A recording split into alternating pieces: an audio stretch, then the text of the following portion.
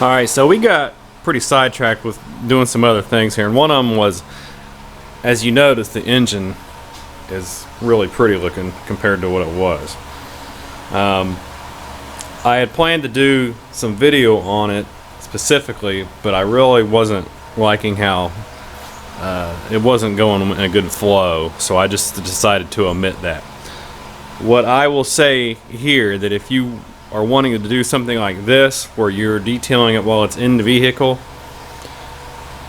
what I did here was take both the valve covers off, I stripped them down, degreased everything, and then I did some muriatic treatment on the covers, because this one in particular was much rustier than that one, and I got them to where the rust was gone. The inside was very clean. This is a very well kept engine. I even looked a little further, the push rods have been replaced, so the maintenance in the motor pool that it was in, I'm sure it was torn down probably at least one time. Actually, our neighbor, he was in the military during the period where this van would have been in service, and he said it was very common for them to take things apart, mic everything, put it back together, and refresh it regularly.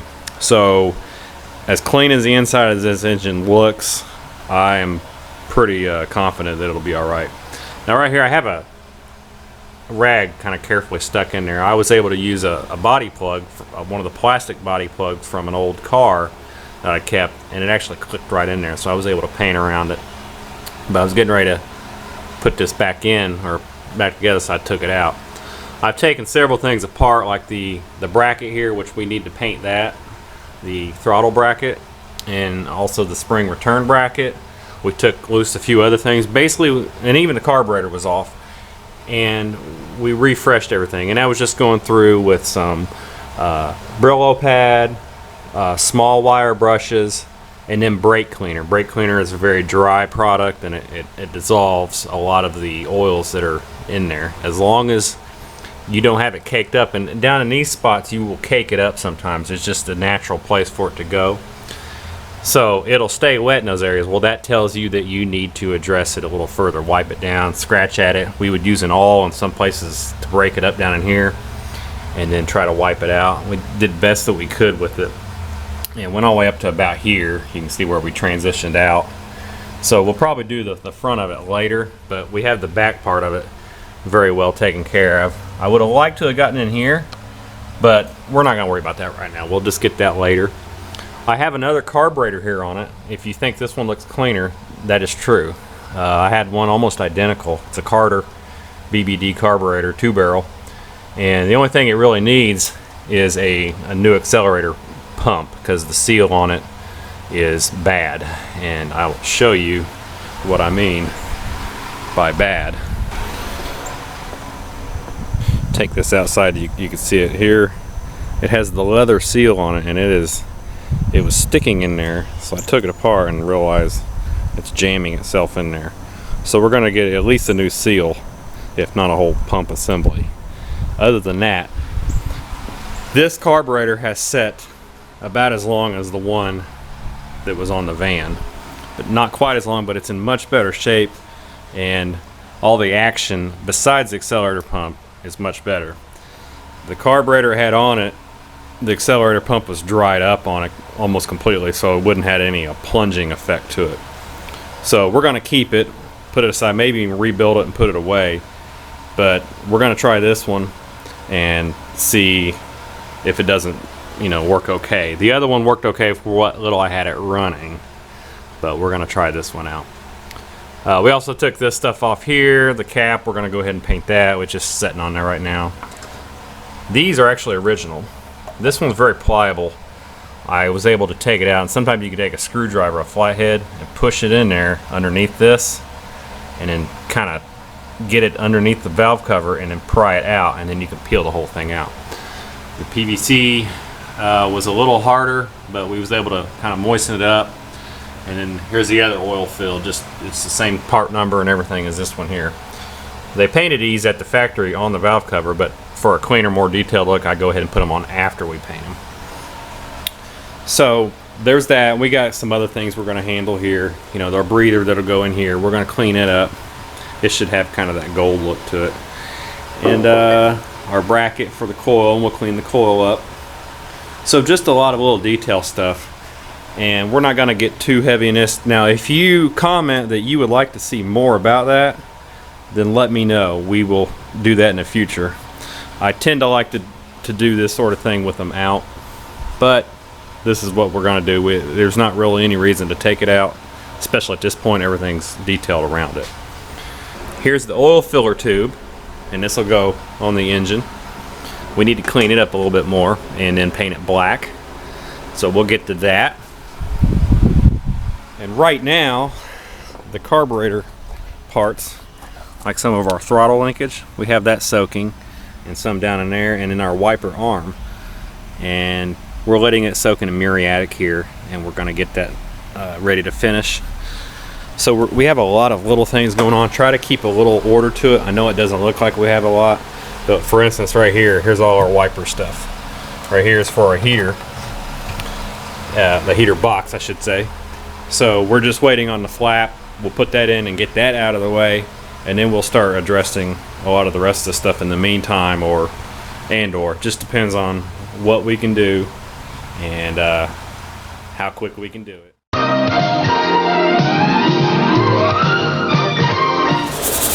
So this is our tube that extends from the valve cover on the driver's side to the open hood area, so that you can put your oil in here. We got the cap there, so engine oil fit in there, and it just extends under the cowl so that you can get oil in there. Well, you see it's got some surface rust on it.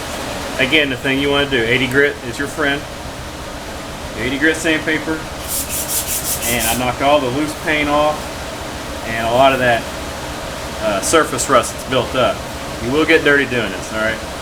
Had some stuff in here, it was like some glue they put on it, so I'm just kind of getting that down and up in these little areas where you can get next to the edge.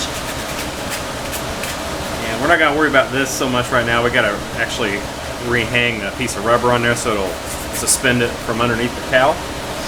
But right now we're just going to worry about getting it cleaned up, so it's just going to be muriatic, and we're just going to brush it on.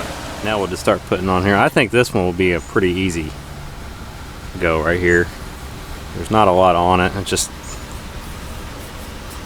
let it soak in a little bit. Might have to flip it over and do the other side. Just put a nice heavy coat on it. Way around the edge. Pretty simple. And we'll come back in maybe 5 minutes and hit all this stuff again.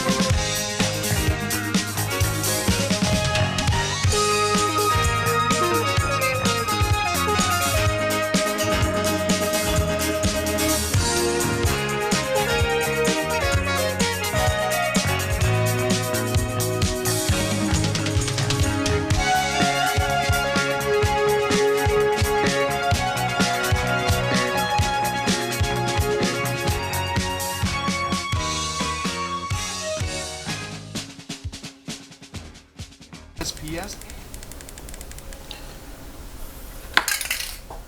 Alright, so you can see that it is dark out. And I'll let you know that this is a night and day adventure at the Hoosier Garage. We've got some throttle bracketry here that we're bluing up, Chrysler blue for the engine.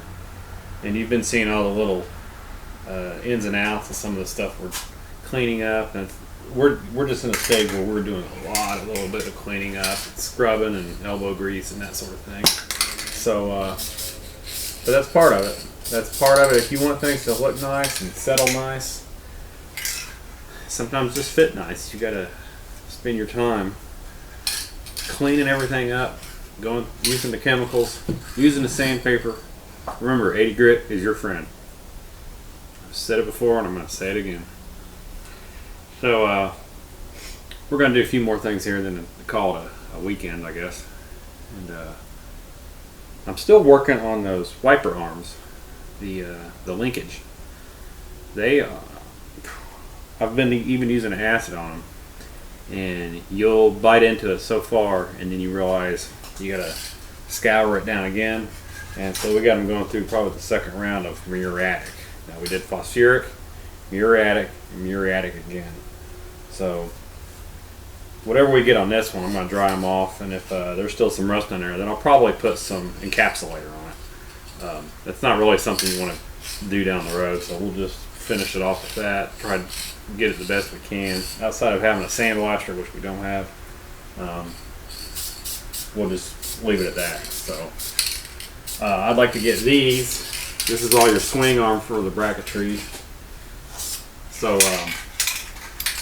all of our silver bars of linkage on there, transmission kick down and carb linkage, that all hinges off of this. Could have done all this first, but it doesn't really matter. So I'm going to finish up on these, let them dry a little bit, and we'll put them together, and then you'll see us putting them on the engine. So hope you're enjoying this. I know it can be tedious. It's tedious doing it. I don't know how it is watching it. I know the last video we put a little bit more flow, I guess, and then more music and stuff like that. So just let us know what you think. If you like seeing the details, if you like just seeing me show you the full project after it's done, we can do it that way. But hopefully you're getting some tips and tricks from this. So.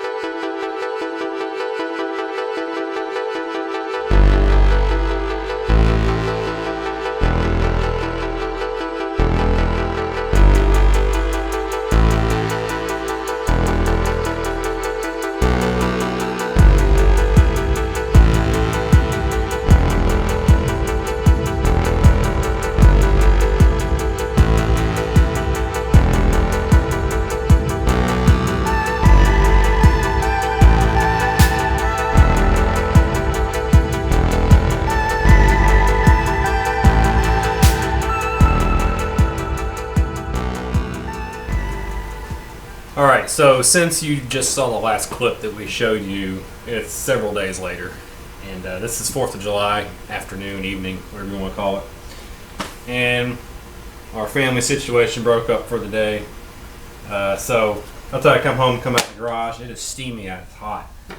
But I thought I would see if I can get somewhere on our heater box. So we have our material I was telling you about that we was waiting on, and our friend, our neighbor, Rob, got us this that he uses in HVAC, and it's pretty much not exactly what was used on this originally, but it will work perfectly. What we have to do here is poke a few holes in it, and actually may not have to, I'll just get the screws. We gotta find some screws that we can replace the rivets with. Now you can rivet this if you want. I don't have a rivet gun. And so you got two fresh sides here, and that's how they went originally, and this got all the wear as far as the air and all that stuff. So we know that this, as I used it to kind of make a template from, show where it places, and I cut I think about a 1/2 inch, 5/8 of an inch around the perimeter. I left that much available. So what we'll do, we have this little tab that goes on here. We will sandwich it in there, screw it back together. I'll find some screws here, and then we'll try to install it in the box and see if it fits. I don't know exactly what that was supposed to be as far as the shape. I'm assuming it is enough to fill the hole. We might have to trim it a little bit, but that's fine. We'll get to that when we get to that. So, all right. So here's our piece. Had these real kind of oddball screws that I used here. I had 3 of these, and I just used an old short screw here that was fat enough, and then we use a couple of screws here, just some old junk screws. So they have it pretty secure. And so now we're going to go ahead and try and fit it into the box, the heater box, and make sure everything lines up there. There's a bracket that goes across here. We'll screw those into there, and then we'll just see how it fits on the side and all the way around. Okay, so if you look at the flap, it needs to be trimmed along the sides, kind of where it's hinged. It has like a restriction there. So we will trim that out, make it thinner. Like up in there, you can see it binds. I think the top and the bottom here are good. We just have to get these sides trimmed down. We'll see what it does.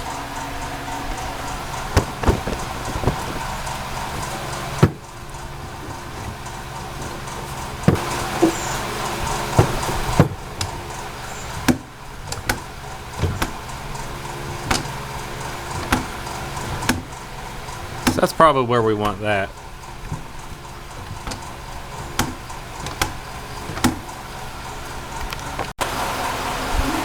Alright, so the flap's in, we screwed it in real good, and then we have our heater core, which we went ahead and attached that. We got the 2 screws down there at the bottom, and the 2 screws here, and they're all external install.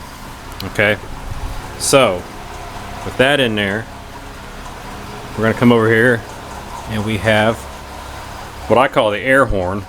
I don't know if that's the proper name for it, but that, see our 2 holes here on the top, that's where our heater core tubes run. Then we line our studs up. So that side's good. Right here, and then that one in there. Now these just take the little sheet metal nuts. So we'll put those in. And other than that, we will have our blower motor, which we'll set in there, which we can actually go ahead and set that in there now. But we'll have to put the actually, yeah, we got to put the blower fan back on it. So we'll give it a minute on that. Get our thoughts together here. So we'll put this together. We'll have the fan put together. It just presses on. You can press it on manually, and then we'll put that all together, and we'll have it ready to put back in there. Okay, so here's our blower motor. Went ahead and put the fan on here.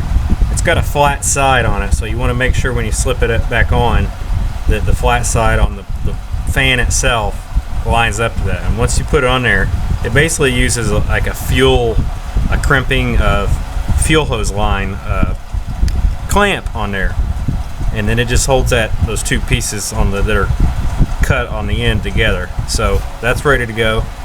Now, when we took this apart, it had these little washers that are kind of sunk. See that? They went all over this thing. So there were some on the inside. So you should have 3 on the gasket side. And then there was 3 on the top side, or the side that was exposed. So we'll have to put this on there and try not to lose these.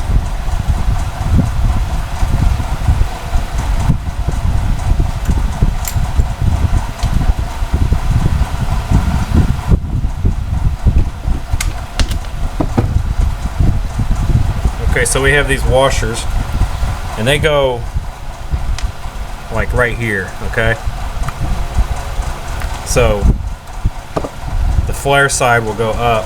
So we'll go ahead and put them on the air horn plate. And now I know this side here will go against the firewall. So this is actually laying on its side right now. So this tube, like a condensation tube, needs to set down because it will come here and go out to the side of the firewall. Now we'll put our other little spacer washer flared pieces back in the top now.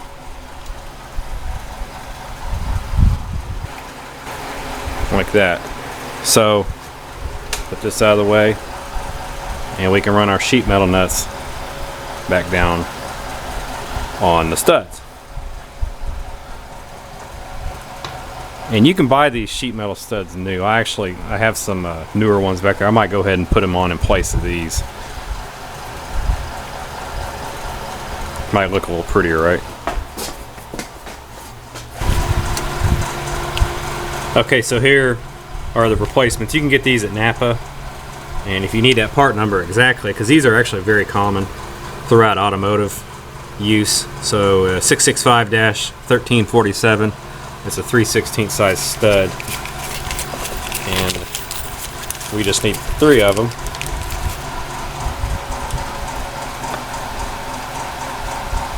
Get that started. Get our other 2 on here. This one's a little low. We might have to work on that one. This one here. So they'll set down, and we'll have to probably compress this a little bit, and I'll need both my hands to do that. Then we'll tighten these down, and I'll have a fairly fresh look to it.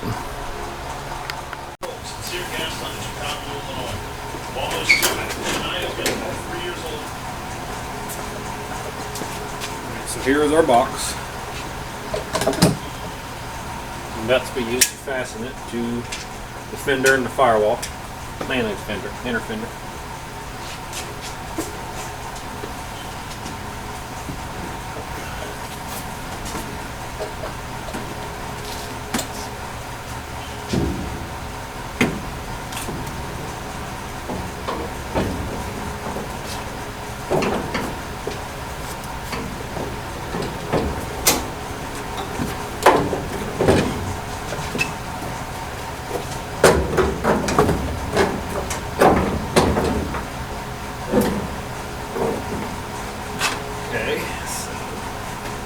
We'll get the top 1 anchor at least. Okay, so we got it, and we'll make sure we adjust everything. We'll get a socket, tighten it down. But if you look at it, that looks a lot better than what we had, and we got some fresh seals in there. The fan works great, and the heater core is in good shape. So we'll get this tightened down, get that seal to fit up there nice, and then we'll move on.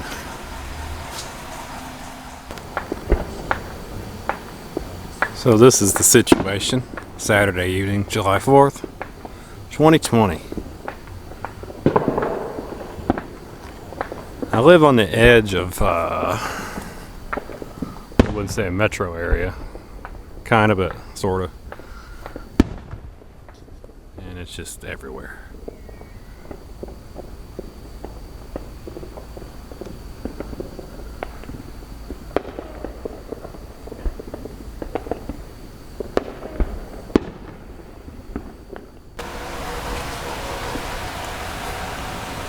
It's getting late, but that's okay. There's still bombs going off in the background. Here is the master cylinder. I didn't get real intricate with it. I just scrubbed it down really good with a wire brush and a little bit of degreaser and blew it off, wiped it down, and we took a cast iron color paint, like an engine paint, went all the way around it, up, down, all around, inside out. And if you're curious how this is, it's basically a broom with a couple wires. I couldn't really hang it too high. Screw that, so I just took the ladder, did it this way. Worked out pretty good. This will be the side you see, the way it configures in the engine bay. So it's about dry, and then it'll obviously bolt right up here, hook the push rod into this side, and then we'll pull them lines up there, and I might touch them up with them back screwed into place. Alright, so our wiper linkage is ready. We have one of the clips back on it. We put some white lithium grease on it. We have a white bushing here. It's basically the foam material we used on the heater boxes. We just cut our own, and we cut a hole out of the middle so it'll fit on the shafts. And I had to look at some of the previous video and some pictures I took to get the orientation, because it's this way, that way. Again, one of them's a 2, one of them's like a piece of, like a V angle. And this one fits on here, on that shaft there. And I put white lithium on all the bushings. So we're gonna try to fit it in there. And you got one pivot down on that end, on the driver's side. So it'll be this one by itself. And then you have the 2 shafts here. The one's for the actual motor, the other's for the passenger side pivot. So we're gonna fit them in there, and they look like they, because there's different angles on some of these as well, so it kind of tells you where it needs to belong. So we'll make sure it fits, and we'll put some grease on everything else. Once we get the clips on, we should be ready to go on that.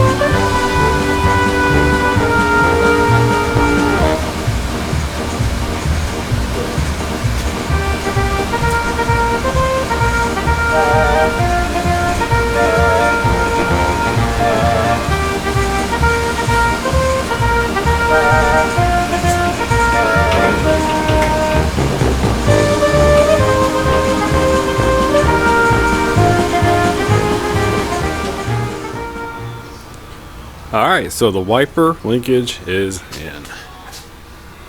Clips, gaskets, everything.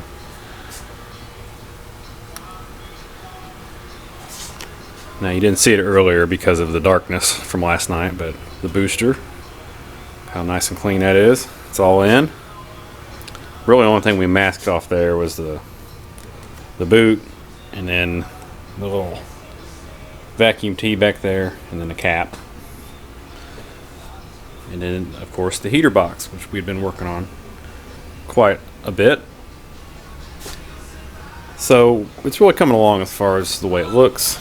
And what I'm going to do before we get into driving it and doing that sort of thing, I'll probably replace all these hoses. Any vacuum lines, anything like that, because we got to remember this thing has sat for at least 15 years. So a lot of dry rot here.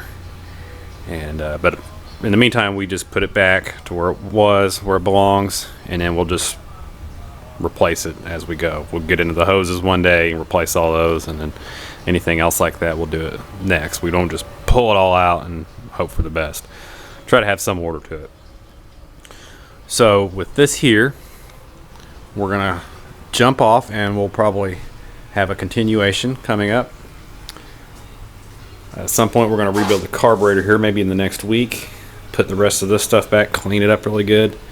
And then the first thing you'll probably see on the next video is our air cleaner housing, which is right here. I'm going to get through and start on that and de-rust it and get a nice coat of black paint on that and the lid. And then we could call that a day, and then we'll just move forward from there. So I really appreciate you watching and liking and subscribing, and make sure you share the video. I appreciate that. We also have a new page for merchandise. I've had some people ask about, do you have stickers of your logo or t-shirts? So I took some time last week and put together some stuff, and we even made a cartoon style rendition of the van. And you can buy that on a t-shirt if you're interested. If you're not, that's absolutely cool. It just helps until we get our 1,000 subscribers and our 4,000 views and all that fun stuff. So make sure you stay tuned here to the Hoosier Garage for more tips, tricks, adventure, and nonsense. So y'all take it easy.